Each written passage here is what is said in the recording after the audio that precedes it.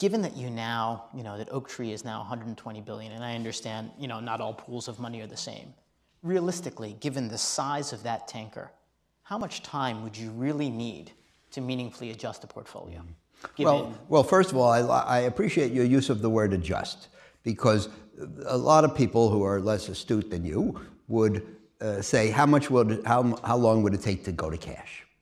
And the answer is going to cash. We don't go to cash, and going to cash under almost all circumstances is stupid. Because, among other things, when you go to cash, you have to be right away.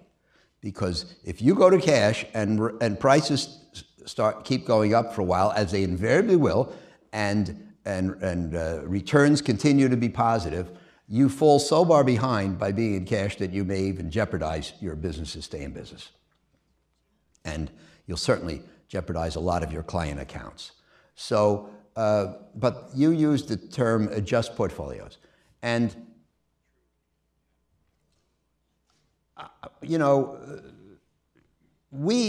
you read the book, as I hope you will, you'll see that we don't think about when is the turn going to come or when is the bottom going to come. And in fact, when is one of the words I reject in our business, because we sometimes have an idea what's going to happen and we never know when.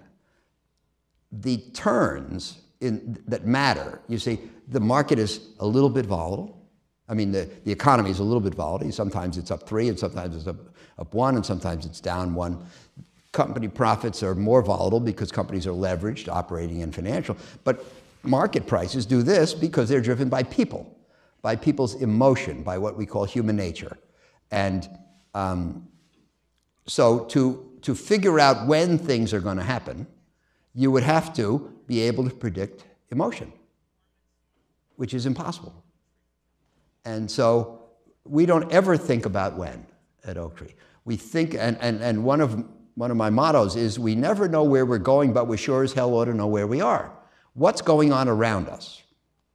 What does that imply about the future?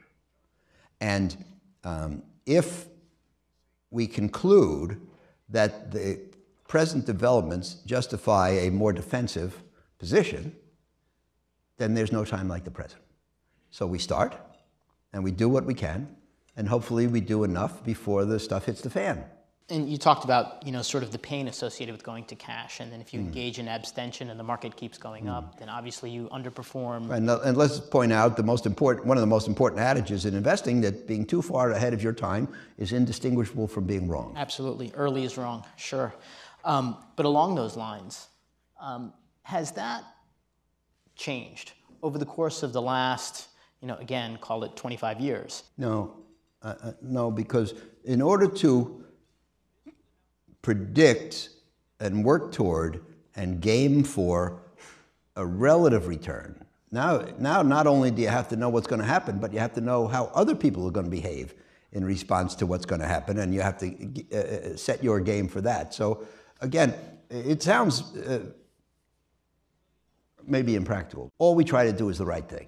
If prices are too high, if risks are too high, if interest rates are too low, then if the economy seems to be getting old, then we try to reduce our risk.